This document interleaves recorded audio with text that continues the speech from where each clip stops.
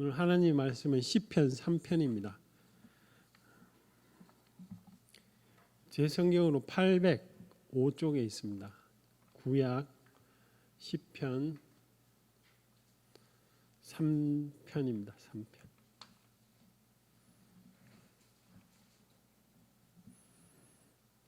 1절부터 8절까지 한 절씩 교독하겠습니다. 제가 먼저 읽겠습니다. 여호와여, 나의 대적이 어찌 그리 많은지요. 일어나 나를 치는 자가 많으니이다.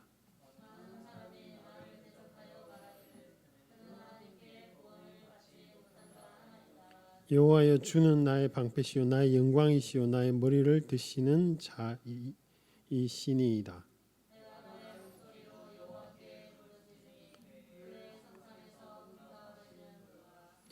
내가 누워 자고 깨었으니 여호와께서 나를 붙드심이로다.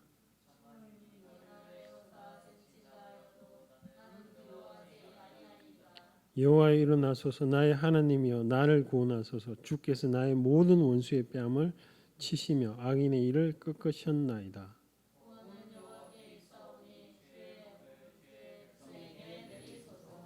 아멘. 이 3편을 적는 다윗의 심정은 매우 참 슬프고 또 안타깝고 참담한 비참한 심정입니다. 왜냐하면 3편 거기 위에 보면 다윗이 그의 아들 압살롬을 피했을 때 적은 시라고 되어 있습니다. 자기 아들 압살롬이 왕을 해보겠다고 반역을 했습니다. 그리고 그냥 아버지를 군사를 이끌고 와서 죽인다고 합니다. 그럴 때 적은 시입니다. 그 내용이 사무엘상 우리 앞장 사무엘하 15장에 있습니다. 15장 한번 보시겠습니다. 사무엘하. 오늘 읽은 시의 배경이 사무엘하 15장 15절에 쳐들어왔을 때, 압살롬이 쳐들어왔을 때 다윗이 이런 이야기를 하죠. 15장 15절.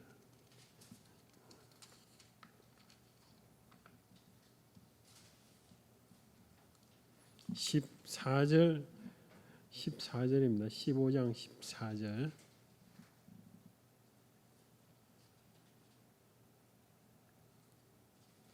(487쪽에) 있습니다. 구약 487쪽입니다.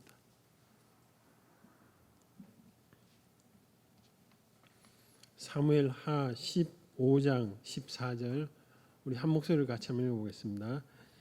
다윗이 예루살렘에 함께 있는 그의 모든 신하들에게 이르되 일어나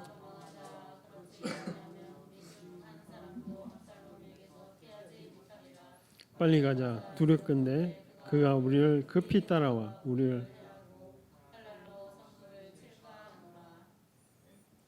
이게 자기를 죽인다는 사람이 다른 사람도 아니고 자기 아들입니다. 압살롬이 와가지고 여기 보면 빨리 도망가자고 그러죠. 그만큼 이렇게 급박하고 빨리 도망가야 되는 그런 상황에 이 시를 적었습니다. 그래서 다윗이 얼마나 비참했는지 눈물을 흘리고 이 얼굴을 가립니다. 그러면서 울면서 도망갑니다. 이게 30절에 있습니다. 우리 15장 30절 한 목소리로 사무엘하 15 뒷페이지요. 30절 같이 한번 읽어볼게요. 시작. 다윗이 그의 머리를 그가 가리고 또한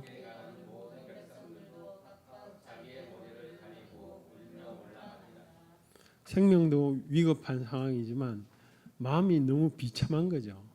너무 슬픈 겁니다. 마음속에 그런 가득한 마음을, 그런 배경을 가지고 오늘 시편 3편을 다윗이 적었습니다. 다윗이 1절 2절 우리 다시 한번 읽어보겠습니다.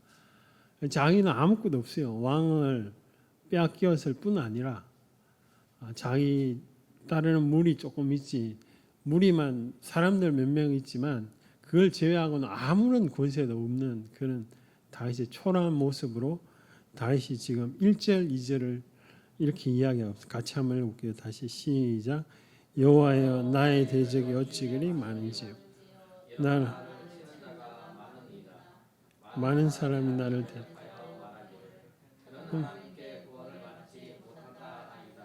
하나님이 보호하시고 지켜주면 어떻게 아들이 자기를 죽인다고 하겠어요? 그 사람들이 그렇게 비판하는 소리를 다 듣고 있는 거죠. 아니 하나님 보호했는데 왜 도망가고 있어요? 왜 그 신발도 안 신고 맨발로 도망을 가고 있어요? 그게 무슨 하나님이 보호하는 겁니까? 라고 사람들이 비난하는 소리를 다윗이 다 듣고 있는 겁니다. 그걸 그대로 적은 글입니다. 그러나 다윗은 절망하지 않습니다. 3절부터 6절까지는 자기의 신앙의 고백을 이야기하고 있습니다. 3절 우리 같이 한번 읽어볼게요. 시작. 여호와여 주는 나의 방패시요 나의 영광이시요 나의 머리를 이렇게 숙였다가 이렇게 든다는 의미가 아니고 여기서 머리를 든다는 것은 그 상황을 회복시켜 준다는 거죠. 네가 비참하고 어려운 그런 상황을 누가 하나님이 나의 방패이기 때문에 이런 비참한 상황이지만 내가 왕권도 없고 아무것도 없지만 하나님이 회복시켜 준 하나님이다. 두 번째 하나님이 어떤 하나님이냐? 4절에 보면 응답하시는 하나님이다. 같이 한번 읽어볼게요. 시작. 내가 나의 목소리로 여호와께 그의 성사 응답하긴 뭘 응답합니까? 지금 눈물 흘리고 맨발로 쫓겨가면서 사람들 앞에서 비참한 그런 상황을 맞이하고 있는데 그럼에도 불구하고 이것은 다윗의 고백입니다. 현실을 말하는 게 아닙니다. 자기의 신앙의 고백이라는 거죠. 다윗의 고백을 지금 이야기하고 있습니다. 5절에 다시 고백을 이야기합니다. 같이 읽을게요. 시작. 내가 누워 자고 깨었으니 여호와께서 나를 붙잡아 준다는 겁니다. 붙잡아 주기는 뭘 붙잡아 줍니까? 아니 압살롬이 칼 들고 와가지고 지금 너를 다윗을 이렇게 죽인다 이런 상황 아닙니까?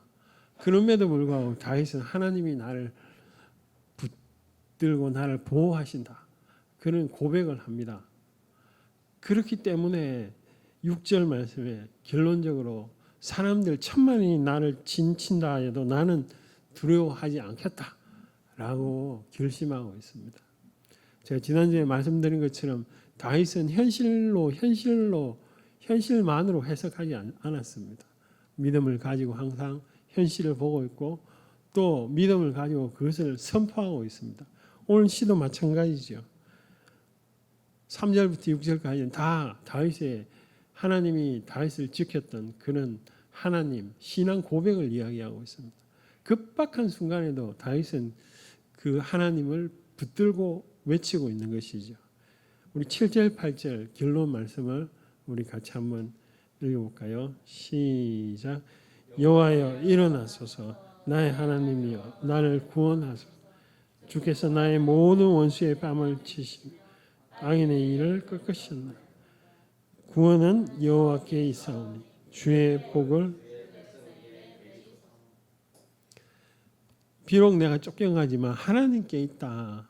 이 상황은 하나님께 달려있고 구원은 하나님께 있기 때문에 하나님 이제 잠잠하지 마시고 일어나셔서 이 상황을 해결해 달라고 이렇게 고백하고 있습니다. 여러분 고난이 오고 어려움이 오면 어떡합니까? 하나님을 찾는 자도 있지만 이게 뭐야? 여러분은 하나님을 버리는 자도 있습니다. 제가 안산에 있을 때 그 목사님 아내가 이렇게 소천했습니다. 목사님이 목사 그 직분을 내려놓고 그냥 자기는 평신도로 살겠다. 근데 그게 참 안타깝기도 하고 또 그 현실이 너무 마음에 제가 와닿아서 참 어떻게 이제 눈물을 너무 많이 흘렸던 기억이 납니다. 그만큼 고난이 어렵습니다. 여러분 고난이 닥쳐오면 마음속에 어려움 하나님을 딱 붙잡고 승리하면 좋지만 그야말로 그게 쉬운 일이 아니라는 거죠. 고난에 넘어지기도 하고 또 삶을 포기해 버리기도 하고 그게 인간입니다. 근데 다윗은 어떻게 3절부터 6절까지 이렇게 믿음의 고백을 할 수 있었을까요? 아니 자기 아들한테 쫓겨가면서 또 이런 고백을 하는 다윗은 도대체 이렇게 사람이 아닌 게 아니죠. 똑같은 사람인데 어떻게 이런 고백을 할 수 있습니까? 이유가 있습니다.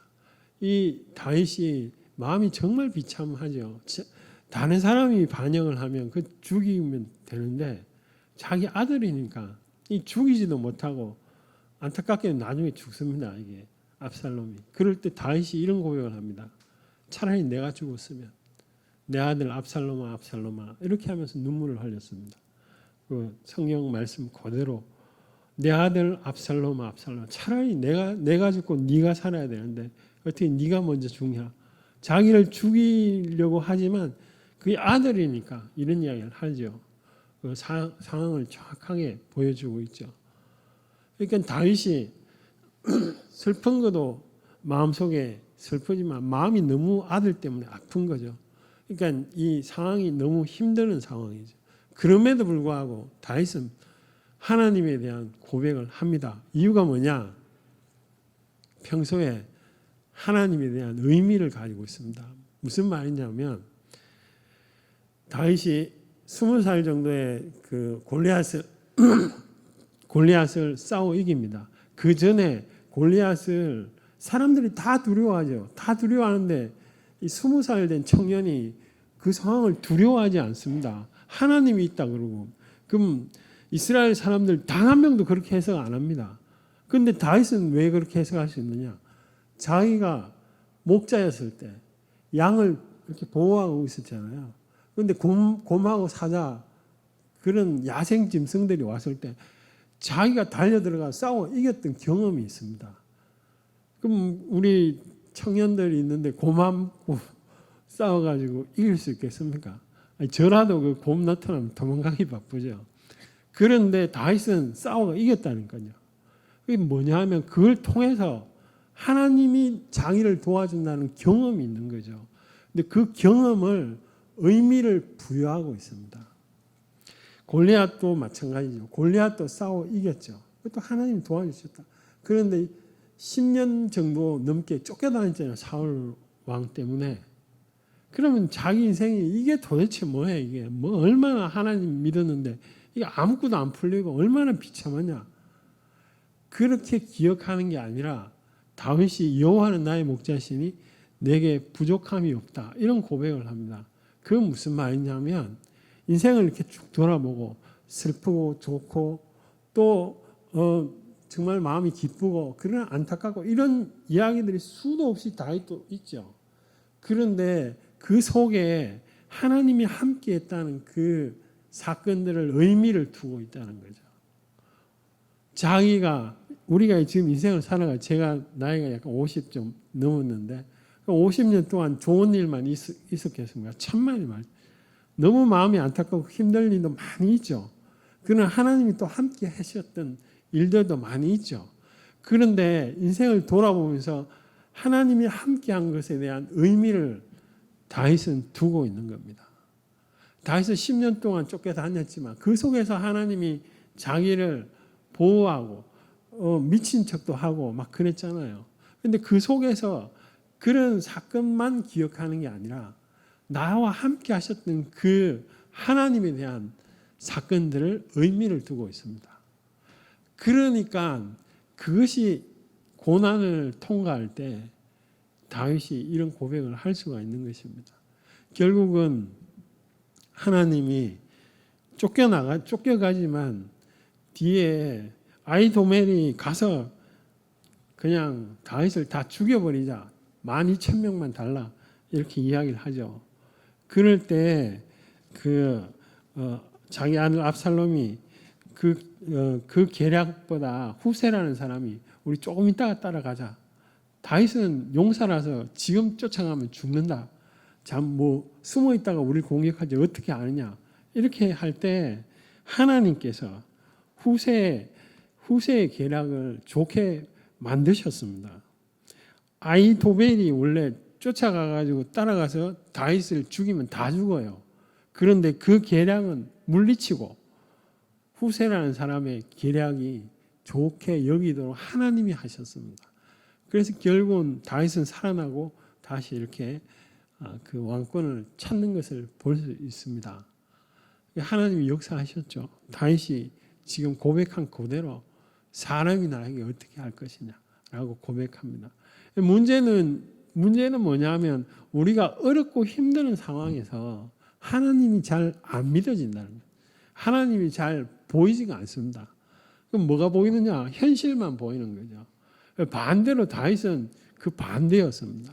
현실 속에서 하나님이 보였습니다. 그래서 그것이 이렇게 고백을 할 수 있는데 그 궁극적인 이유는 뭐냐면 하나님께 의미를 찾고 있기 때문에 그렇습니다. 다윗이 우리가 지금 믿고 있는 이 신앙을 이렇게 쭉 요약한 게 소요리 문답이라고, 요리하는 게 아니고 그 교리를 이렇게 짧게 해서 문답 형식으로 만든 게 소요리 문답이라고 웨스트민스터에서 이렇게 만든 게 있는데요. 그 첫 번째가 뭐냐면 사람의 제1 목적이 뭐냐? 하나님께 영광을 돌리고 하나님을 즐거워하는 거다라고 이야기를 합니다. 즐거워한다. 아니 뭐가 즐겁냐? 보이지도 않는데 아니요. 다윗은 하나님을 즐거워했습니다. 다윗이 가장 자기의 소원이 뭐냐면 시편 27편에 보면 하나님의 아름다움을 내가 사모하는 거다. 다른 거 다 필요 없다. 하나님이 아름답다. 여자도 하나님 여자도 아닌데 뭐가 아름답냐? 그게 아니라 다윗이 하나님을 경험해 보니까 이 인간들을 향해서 이끌어가는 게 너무 신묘하고 막측하고 아주 그 참 사람들의 그 말로 아름답다 이렇게 표현한 거죠. 그것이 자기의 큰 즐거움이 된 겁니다. 그게 다윗이 이런 신앙 고백을 할 수 있는 이유입니다. 소요리 문답에서도 하나님을 즐거워하는 자라, 하나님을 그냥 막 이렇게 경배하고 막 별로 좋지도 않은데 그냥 억지로 막 이렇게 종교적 의무 때문에 이렇게 경배하고 또 하나님 주일날 안 오면 막 이렇게 벌하고 막 그럴 것 같으니까 뭐가 잘못될 것 같으니까 우리 가족 안 도와줄 것 같으니까 하나님을 믿는 게 아니고 다윗은 하나님이 좋고 즐거웠다는 겁니다. 기뻤다는 겁니다. 하나님 그 자체가요. 아니 그 보이지도 않는 그 하나님을 어떻게 즐거워하고 어떻게 기뻐할 수 있느냐? 마음속에 하나님을 이렇게 찾고자 하는 마음이 있으면 그 마음을 채워주시는 거죠. 하나님이. 다윗의 인생도 그렇게 순탄한 인생이 아닙니다. 10년 동안 쫓겨나 도망가죠. 지금 보시다시피 아들이 와가지고 그 왕궁을 아예 점령을 하죠. 또 쫓겨가죠. 그 말년에. 그런 험악한 그 쉬운 삶을 사는 사람이 아닙니다. 그래서 다윗이 좀 일찍 그래도 죽는지도 몰라요. 너무 어려운 시절을 많이 겪은 다윗이죠. 그럼에도 불구하고 그 모든 순간에 하나님을 찾았다는 거죠. 하나님의 행하는 것을 봤다는 겁니다. 그 궁극적인 이유는 내가 하나님을 의미를 두고 있기 때문에 그렇습니다. 그럼 누가 뭐라고 이렇게 시켜가 한 것도 아니고 종교적으로 그런 의무 때문에 그렇게 한 것도 아닙니다. 하나님이 좋아서. 그래서 그것이 결국은 하나님이 나를 3절에 보면 회복시켜 머리를 드시는 자다. 그리고 4절에 나를 응답하시는 자다. 그리고 5절에 보면 나를 꼭 붙잡고 계시는 분이다. 라고 고백을 할 수 있었다는 겁니다. 그래서 사람이 뭐라고 해도 뭐 수십억, 수천억 아니 온 나라가 자기를 죽이고 나를 이렇게 한다고 할지라도 하나님이 내 편이면 너희들은 나에게 아무런 그리낌이 안 돼. 라고 다윗은 고백을 하고 있습니다. 여러분, 하나님하고 거리가 가깝습니까? 아니면 하나님 이렇게 부르면 저 멀리 계시는 그런 하나님이십니까? 저 멀리 계시는 분은 십자가 앞에 자신의 마음을 내려놓으시기 바랍니다. 저 멀리에 하나님 불러도 그냥 하늘의 기도가 가는 게 아니고 여기 천정에도 안 가는 그런 분이 계시면 내 마음속을 살펴보고 진실한 마음 가지고 하나님을 찾으십시오. 하나님이 진실한 마음 앞에 하나님이 결코 외면하지 않습니다. 여기 보면 다윗이 4절에 내 목소리 나의 목소리로 여호와께 부르짖으니 하나님이 응답하시는 분이다 라고 이야기를 합니다. 종교적 의무 때문에 아니면 그냥 뭐 교회 안 나오면 좀 찝찝하니까 이렇게 나왔다면 그 자리에서 정말 하나님 인격적인 그 하나님을 찾는 자리로 가셔야 됩니다. 그 이유는 뭐냐? 다윗이 했던 것처럼 내 인생의 목적, 내가 사는 그 목적이 의미가 하나님이 될 때 가능하다는 것이죠. 우리 이 시간에 좀 짧지만 기도하기를 원합니다.